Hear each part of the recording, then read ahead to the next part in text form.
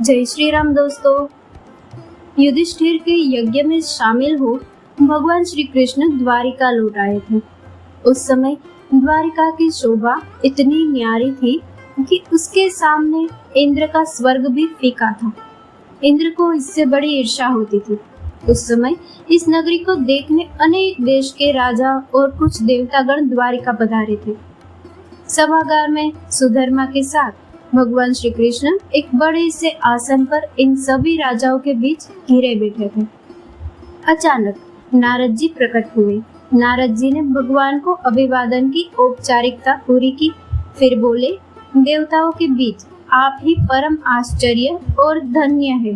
भगवान श्री कृष्ण मुस्कुराए और सिर हिलाकर हाँ में भरते हुए कहा, हाँ, मैं दक्षिणाओं के साथ आश्चर्य और धन्य हूँ।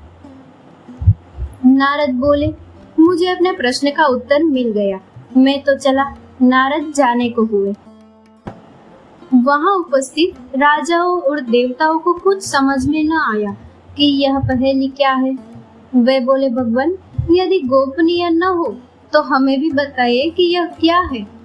भगवान बोले, मेरे उत्तर को नारद जी समझ गए हैं, उनके प्रश्न को आप नहीं समझ सके। अपना प्रश्न तो आपका नारद जी ही बता सकते हैं। धैर्य रखें, नारद जी स्वयं ही आप सभी को पूरी कथा सुनाएंगे, रहस्य बताएंगे।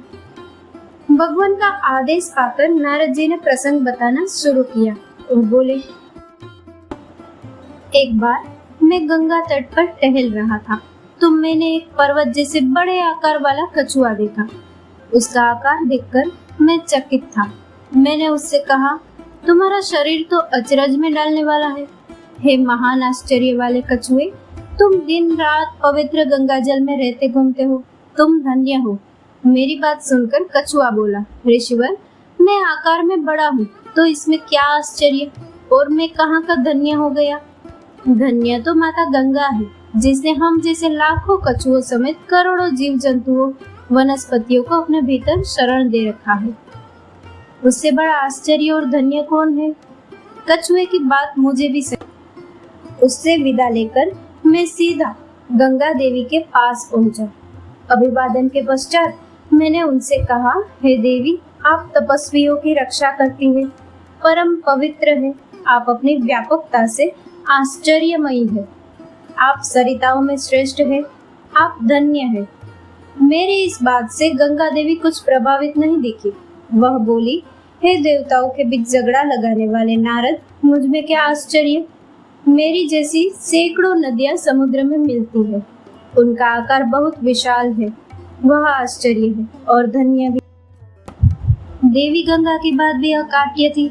सचमुच गंगा एवं अन्य सभी नदियां तो वहां जाकर ही शरण पाती है। अब मैं तत्काल समुद्र के पास पहुंचा। प्रसंग सुनाकर उनसे कहा कि आप धन्य है। समुद्र ने मेरी बात सुनी, उन्होंने धैर्य बनाए रखा, बाहर निकल कर आए। विनम्र भाव से समुद्र ने कहा, मुनिवर, मैं कहाँ का धन्य हुआ और मुझ में क्या अचरज। अचरज और धन्य तो धरती है, जिन्होंने मेरे जैसे कई समुद्र को अपने ऊपर धारण कर रखा है। धन्य कहे जाने योग्य तो वही हो सकती है। उस दिन तो एक के बाद एक करके मुझे जो उत्तर मिल रहे थे, उससे मैं सोचने और कौतूहल में एक स्थान से दूसरे स्थान तक दौड़ लगाने को विवश हो गया था।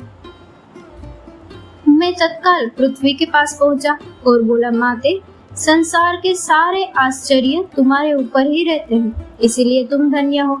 तुम्हारी धैर्य धारण करने की क्षमता अचरज में डालने वाली है। परंतु पृथ्वी तो यह प्रशंसा सुनते ही तुनक गई। वह कुछ रोष से भरकर बोली, देवताओं के बीच कलह पैदा करने वाले नारद, मुझ में तो कहीं से न अचरज कोई करने वाली बात है, न मैं धन्य ही हूँ। ऐसे बहुत से अन्य गुणी हैं, जिनकी क्षमता आप देखेंगे तो मैं उनके समक्ष तुच्छ लगूंगी। मैंने पृथ्वी से पूछा, फिर आप ही बताएं कि धन्य कौन है। आज मैं इस प्रश्न को लेकर बहुत व्याकुल हूँ। पृथ्वी ने कहा, धन्य तो पर्वत है, जो मुझको भी धारण किए रहने नाते भूधर कहलाते हैं।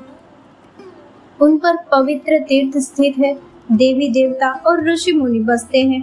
तो नारद मेरे विचार से पर्वत ही धन्य है, मैं नहीं। वहां से विदा लेकर मैं पर्वतराज के पास पहुंचा और बोला, आप तो वास्तव में इतने विशालकाय है कि अचरज में डाल देते हैं। आपके गर्भ से ही सोना और दूसरी धातुएं, औषधियां और जीवनदायिनी नदियां निकलती हैं। आप सचमुच धन्य हैं।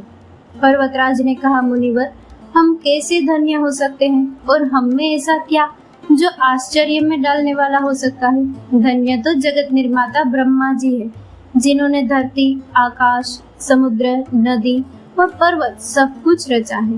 पर्वतराज के मुख से यह सब सुनकर मैं अपने पिता ब्रह्मा जी के पास चला। ब्रह्मलोक पहुंचकर मैंने सारी बात कही। मैंने उनसे कहा, देव, दानव सब आपकी पूजा करते हैं। आपने समूची सृष्टि रची, आपकी तुलना किससे हो सकती है। आप ही आश्चर्यचकित कर देने वाले और धन्य हैं। ब्रह्मा जी ने कहा, नहीं, धन्य तो वे वेद हैं, जिसके अनुरूप यज्ञ होते हैं, देवताओं को भोजन या हविष मिलता है, संसार का संरक्षण होता है। यह सुनकर मैंने वेदों के पास जाने की तैयारी की। मैं वेदों के पास गया और उनकी प्रशंसा की तो वेदों ने कहा, नारद, सच तो यह है कि मुझसे श्रेष्ठ और आश्चर्यचकित करने वाले तो यज्ञ हैं। तुम उनके पास जाओ। मैं यज्ञ के पास गया।